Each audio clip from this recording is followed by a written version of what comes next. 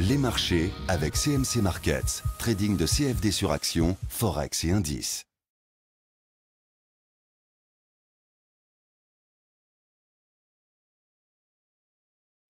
Bonjour, je vous présente aujourd'hui la mise à jour du DJ30 tradable à partir de la plateforme de CMC Markets. On va commencer par une analyse hebdomadaire classique de type DO et on voit que là, pas de doute, la tendance de fond est haussière. Regardez, les pics sont toujours ascendants et les creux sont également ascendants dans un premier temps.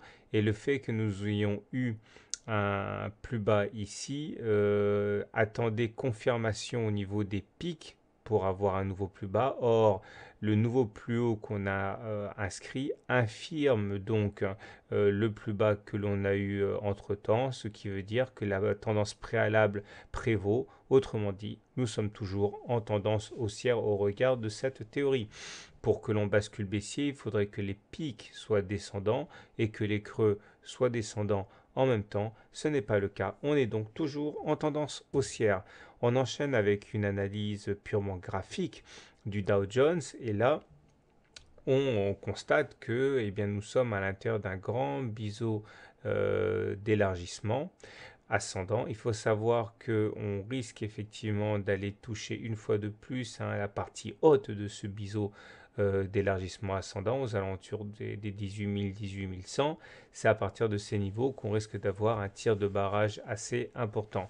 Si ce tir de barrage devait être véritablement significatif, dans ce cas, rien n'empêche d'envisager d'aller chercher le bas du biseau d'élargissement, à savoir vers les 16 200, 16 300. Mais pour l'instant, encore une fois, l'objectif de référence semble bien être une percussion contre la partie haute de la figure. Maintenant, l'analyse Ishimoku hebdomadaire montre qu'à ce niveau-là, aucun doute, on est aussi en tendance haussière. Tout est haussier en fait. Le nuage ici, c'est-à-dire la zone grisée, correspond à la frontière entre les haussiers et les baissiers. Tant que l'on se maintient au-dessus, on est haussier. Il y a eu une attaque ici significative lors du mois de septembre. On a rebondi naturellement sur le nuage. On a repassé à la hausse la Tenkan et la Kijun. Donc là, encore une fois, étant donné que la Chikou est au-dessus des prix et qu'elle confirme la tendance haussière, voilà, on est tout simplement dans une tendance très positive. On va terminer avec l'analyse purement technique du Dow Jones pour voir que la dynamique est très haussière puisque sur le MACD, on est au-dessus du signal. Il n'y a pas d'affaiblissement puisque les plus hauts sur les cours sont accompagnés de plus hauts sur les indicateurs MACD et également sur le momentum, puisque le momentum croît, et donc il est donc dans une configuration positive. Le stochastique, lui aussi, est très bien orienté, puisqu'il est au-dessus de 80, donc dans sa zone de surachat, où on est censé effectivement s'abstenir de vendre à découvert.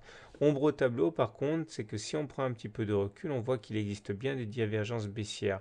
Regardez, entre cette période, le mois de juillet et novembre, on a fait des plus hauts sur le Dow Jones, mais on n'a pas fait de plus haut ni sur le MACD, ni sur le momentum. Ça s'appelle une divergence baissière double. Et en cas d'attaque baissière, eh bien, il faut s'attendre à ce que cette attaque prenne de l'ampleur puisque nous sommes dans une situation de vulnérabilité au regard des indicateurs. Donc si on veut faire un bilan, on est clairement en tendance haussière au regard de tous les suivis de tendance. Néanmoins, il faut faire attention quand on arrive sur une résistance, à savoir le haut du biseau d'élargissement que j'ai mentionné tout à l'heure. D'autant que la présence d'une double divergence baissière provoquerait sans doute une attaque plus significative au regard du biseau d'élargissement qu'on a signalé. Voilà, je vous souhaite une bonne semaine, de bons trades et à la semaine prochaine pour la mise à jour d'un autre grand indice.